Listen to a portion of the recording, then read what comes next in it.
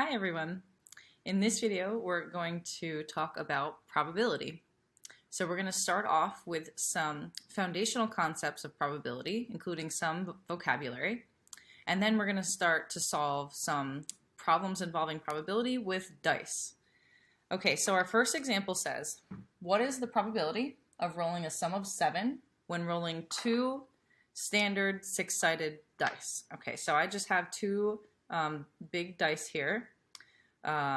These are standard six-sided dice. They're fair dice, so they're not weighted. They're not cheat dice. And thinking about what's the probability of rolling a sum of 7, it would be helpful if we knew what are all the possible outcomes that could occur if you roll two dice. And if we could list them all out, then we could just count the ones that have a sum of 7, and then we could find the probability doing that. So that's how I'm going to start the problem. I'm going to list out all possible equally likely outcomes of rolling two dice.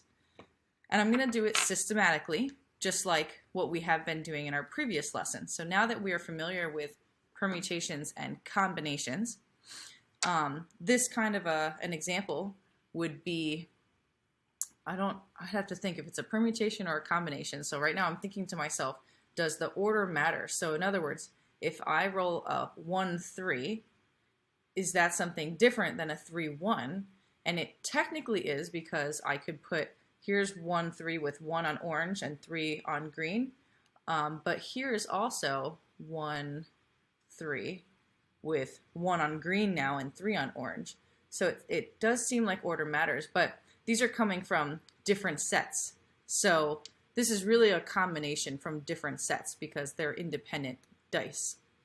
Okay, so I'm going to start listing all of them out. So here's the set. The first outcome could be 1-1. That is the first element we should all have. And if you want, I could use two different colors to kind of mimic the colors of the dice here. So here are all possible outcomes. One outcome is 1-1 on the dice. Now that's the same thing if I move this over here, right? So that's why it's kind of tricky whether we consider this a permutation or a combination. In reality, we don't really consider it either because they're coming from two different sets. These are two different dice. So really order doesn't matter here. These are both 1 on green, 1 on orange, and this is still 1 on green, 1 on orange. So I don't have to write that twice. The next one would be 1-2. So 1-1 on the orange die and 2 on the green die. And then 1-3. So I'm going to have a bunch of 1s here. 1, 2, 3, 4, 5. I should have 6 1s listed there because there are 6 sides on the die. So keeping the orange one the same, here are all the outcomes I could get if I were to roll these dice. 5 and then 6. So there's all the outcomes with just 1 on orange. So 1-1, 1-2, 1-3, 1-4, 1-5, or 1-6. That would be all the 1s. Now I have to keep listing, but with all the 2s. So the first die roll I could get would be 1-2. Or I'm sorry, 2-1 if I'm starting with the orange. Then I could have 2-2. Then I could have 2-3, 2-4. All of these could be outcomes that I could get if I were to roll. So now I'm going to just list all my 2s. And then after that, I will list all the 3s. So one, I might need a different green marker. This one is fading.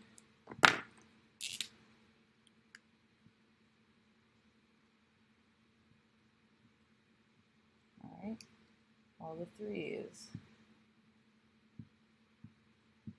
And then I'll have all the 4s, all the 5s, and all the 6s.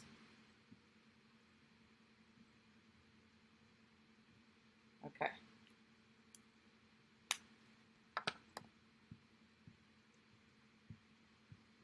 So notice my system here is to keep one die the same outcome all the way through, and then cycle through all possible outcomes of the second die. Oops, I missed the 5 here. And the 6 here. Okay.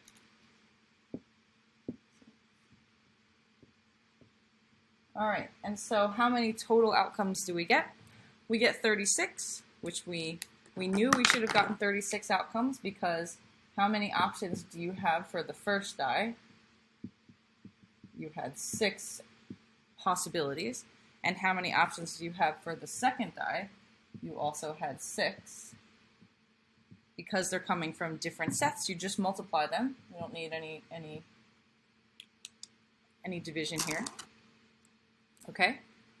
All right, so we knew that we should have got 36 different outcomes, and we did. And now we can answer this question. What's the probability of rolling a sum of 7? So now we just find all the outcomes that we see here that add up to 7. So notice the vocabulary that I'm using. The word outcome means exactly how it sounds. So it is the outcome of an experiment, such as rolling 2 dice. This whole list that we have here is called a sample space. Okay, so this is called a sample space. To complete the list, usually we list these with curly brackets to show that it's a set. So you could put, if you listed these out with commas or something, you could put this whole thing in curly brackets to show that this is a complete set. That's all those curly brackets mean, that you're saying this is a set and it's complete. We're done listing all the elements in the set. Okay, so each one of these is an element in the set, and we are looking for all of the elements that would add up to 7. All right, so I'm just going to start circling them. So 1, 6, that adds up to 7. 2, 5, 3 and 4, 4 and 3, 5 and 2, and 6 and 1. Okay, so 1, 2, 3, 4, 5, 6. There are 6 outcomes that add up to a sum of 7. So the answer to this probability question will be 6 out of 36, because there's 36 options. So the answer here is 6 out of 36. If you want that as a decimal, let me just grab my calculator. It's in my bag. Okay, I just grabbed my calculator. So 6 out of 36 is about 17%. So you have about a 17% chance of rolling a 7 when you roll 2 fair standard dice. Okay, now this is important. All of the outcomes that we listed here, they're all equally likely. In other words, you have a 1 out of 36 chance to roll this outcome of 1, 4, and you have the same chance, 1 out of 36, to roll this outcome, 3 and 6. That doesn't mean that you have a 1 out of 36 chance of rolling a sum of 9, because this is only one outcome that adds up to 9. There are a bunch of other outcomes that also add up to 9, right? So, and we could circle them. So why don't we try that now? What's the probability of rolling a sum of 9 when rolling 2 dice? So then we just count how many outcomes add up to 9. So 1, 2, 3, 4. So it looks like the answer is 4 out of 36. Let's put that down here. I'm going to start to use some probability notation. So the probability of rolling sum of 9 is 4 out of 36. Okay, so that's just some notation. This P stands for probability. These parentheses stand for of, so it's the probability of this, just like the same way you would read f of x when we get to doing stuff like that. This is the same way you read it. Okay, so the probability of rolling a sum of 9 is 4 out of 36. If you do that in your calculator, that is about an 11% chance. So this was like 17% roughly, and this is about 11%. So you're more likely to roll a 7 than you are to roll a 9, which makes sense because there are more combinations for rolling a 7 than there are for rolling a 9. There are more ways that you can get a 7 on these dice than rolling a 9. What's the probability of rolling a sum of 2 when rolling 2 dice? It should be 1 out of 36 because there's only one outcome that gives you a sum of 2. What's the probability of rolling a sum of 1 when rolling 2 dice? it should be 0 because there is no option on here where you can get a sum of exactly 1 because the other die would have to be 0 and there is no 0 on any of the faces. What's the probability of rolling a sum of 14? It's also 0 because the highest sum on here is 12 because the highest die numbers are 6 and 6. So you can't go above a 12. Okay, so this idea of we listed all the equally likely outcomes, and then we use those to find the probability of various things, like the examples that I just listed out. So these questions, they are not equally likely. Like, you're not equally likely to roll a 7 as you are to roll a 9. We can see you're more likely to roll a sum of 7 than you are to roll a 9. But all of these 36 outcomes, each one is just as likely to occur as the other one. And that's what makes the dice fair. If, for example, you had weighted dice and you were more likely to roll 6 and 6 because the dice were weighted heavier to the bigger numbers, then those would not be fair dice, and each of these outcomes would not be equally likely. Okay, so there are two main concepts that I want you to understand about probability, and they're based on this idea of equally likely. They're called theoretical probability and empirical probability. So I'm going to write them down here. So theoretical probability, let me bring this down so you can see.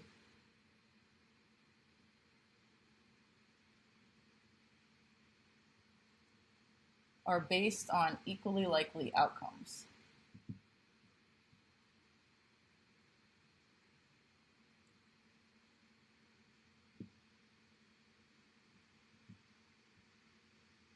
Equally likely outcomes. And the key here is that they're equally likely. So if you were using weighted dice here, we wouldn't be able to find this probability as simply as we did, because the outcomes wouldn't be equally likely. So we couldn't use theoretical probability in that case. So what we would need to do instead is use what's called empirical probability, or experimental. Empirical or experimental. And this type of probability is based on observed frequencies.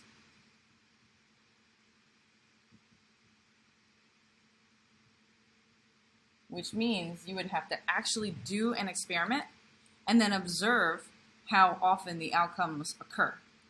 So if these were weighted dice, I could start rolling them and I could start recording all of the outcomes that I get, and then I would see, based on observations, so I would actually see which outcomes are most likely to occur. Now, if these are fair dice, then we can get a feel for what outcomes should occur more often than others. For example, I would expect a sum of 7 to occur more than any other number because the sum of 7 has more combinations on here than any other number. A sum, and you can kind of see it on the diagonals. If you wanted to figure out how many ways you could get a sum of 8, they're right here. 1, 2, 3, 4, 5. A sum of 9, there's only 4. A sum of 10, there's only 3. A sum of 11, there's only 2, and a sum of 12, there's only 1. The same thing going the other way. A sum of 6 only has 5 total possibilities. A sum of 5 only has 4 outcomes. A sum of 4 has 3. A sum of 3 has 2, and a sum of 2 only has 1. So 7 has more outcomes than any other number on these dice. So what I'm going to do is show you a simulation of 2 dice being rolled. And we're going to talk about the empirical probability that could be calculated based on watching the outcomes from that experiment. So these are all vocab words that I want you to be familiar with. The word experiment in this situation, it's not the same thing as like a science experiment, like it's not a chemistry experiment or a biology experiment. It's a mathematical experiment, which just means you have to do something and watch the results. So it can be anything. It could be rolling dice. It could be flipping a coin and observing the result as heads or tails. So experiments in this context means simply doing something. So I'm going to bring my camera down and show you this simulation of 2 dice being rolled. Okay, and so I'm just going to start it. And so it's recording the outcome. So in other words, right now 6 is rolling a lot. There are 7 rolls of the 6. Now there's 10 rolls of the 6. So 6, we're getting a lot of 6s. The total here is adding up to 6. Now we're getting, a few more 7s. All right, and I'm going to stop it on 100 rolls. Okay, so notice we didn't get any sum of 1, which makes sense because we said the probability of rolling a 1 is 0% chance, because you can't roll a 1. The smallest number you can get is a 2, and the largest number you can get is a 12. Okay, and so look, the distribution should look pretty symmetrical if these are fair dice.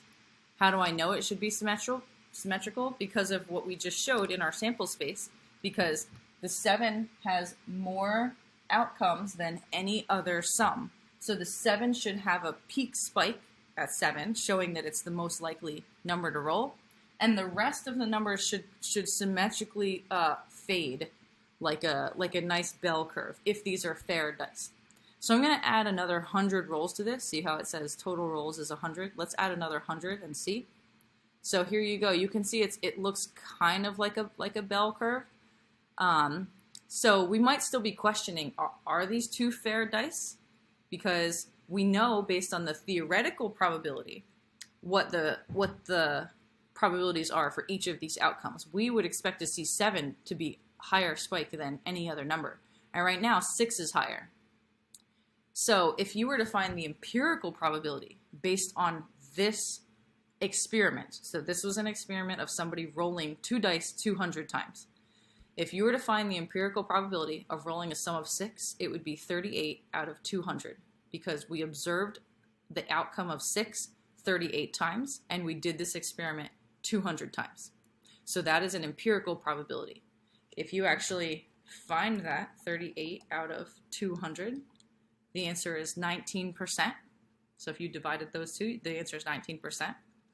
But the theoretical probability of rolling a sum of 6, and theoretical means it's based on equally likely outcomes, and you don't actually have to do the experiment. So that's really important. Because the outcomes are equally likely, you don't have to do an experiment and observe any frequencies.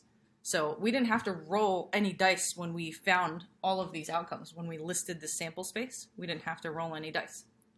So what's the probability of rolling a sum of 6? Well, there are 5 outcomes that add up to a sum of 6, so it should be 5 out of 36. And that probability is roughly 14%. So the empirical probability based on this experiment was 19%, and the theoretical is 14%. So right now, it's a little higher than we might expect. However, we only did 200 rolls. So what do you expect to happen if I increase the number of rolls that we're doing in this experiment? So if I add, let's say I add another 100 rolls, if these are fair dice, what do you expect to happen? What if I add 10,000 rolls? If these are fair dice, what do you expect to see in the distribution? So I'm going to go ahead and add another 100. Looks like 7 is popping up there. I'm going to add another 100. 7's still popping up there. Another 100. So now we're at 500 rolls. It looks like sum of 12 is sneaking up past 11. And now I'm just going to add 10,000, which is a lot of rolls. Okay, so there we go. It looks to me like now if we calculate the empirical probability of rolling a sum of 6, it would be 1482 divided by the total number of rolls in this experiment is 10,500. And now I got 14%. And we said the theoretical probability was roughly 14%. It's 13.89%. Okay, so it looks to me like the more rolls you do, the more the empirical probability, the observed frequencies that you see, start to approach the theoretical probability, if these are fair dice. So if you're trying to figure out if somebody is giving you fair dice or if someone has given you weighted dice, you could just sit there and roll the dice 10,000 times and observe all your frequencies and make sure you get a bell curve, and then you can be fairly confident that if you do, that they're fair dice. I'm just kidding. You shouldn't sit there and roll dice for 10,000 times. That's why we use the computer simulator. Okay. So we're going to look at one more example problem to make sure that you understand the difference between these two concepts, theoretical and empirical probability. And hopefully any problems that involve two dice, you know how to start. I always start by listing all the outcomes in the sample space because I find it's easier to then just circle whatever outcomes I need to answer whatever question I'm being asked. Okay, so now we're going to do a problem that is about coin flips. So I'm going to erase the board, and what I want you to do is assume that you are flipping a fair coin twice and you're recording the outcomes. Can you go ahead and list what are all possible outcomes?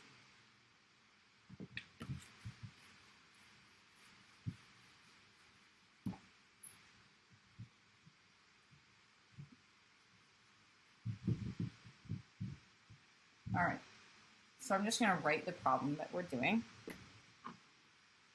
Suppose I flip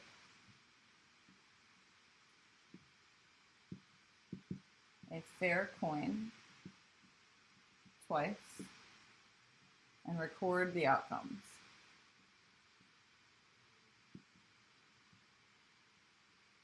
And then the question that I want us to answer is, what's the probability of getting two heads? What is the probability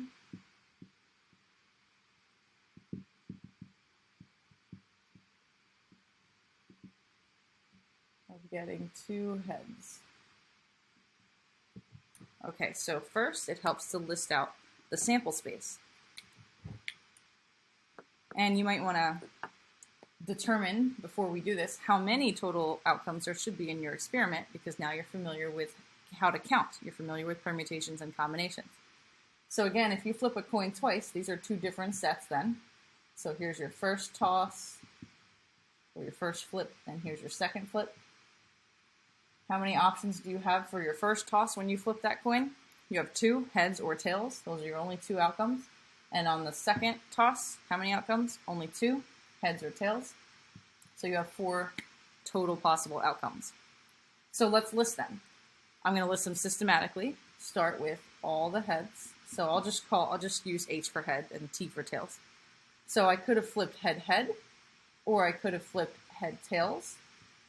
So that's starting with the head and then having the second option be heads and tails. Or I could have started with tails and got head second, or I could have started with tails and then got tails second. Those are all possible outcomes, so I'm going to put that in curly brackets to let my readers know that that is a complete set, and that is my sample space for this experiment. Now, we're going to use theoretical probability to answer this question because we're not actually going to flip a coin and observe the outcomes. If we did, that would be empirical probability. So we are going to use theoretical probability to answer this question of what's the probability of getting two heads. And I'm going to start to use that notation. So the probability of flipping two heads would be 1, because there's one outcome here that has two heads, that's the only one, out of a total of 4 outcomes, 4 total possible outcomes in this experiment. Okay, so it's about a 25% chance that you flip two heads in a row if you flip a coin twice. So not all situations in real life can be modeled with theoretical probability and with empirical probability. Some situations can only be modeled using empirical probability because there are not equally likely outcomes. For example, the chance of you getting struck by lightning is about 1 out of 500,000.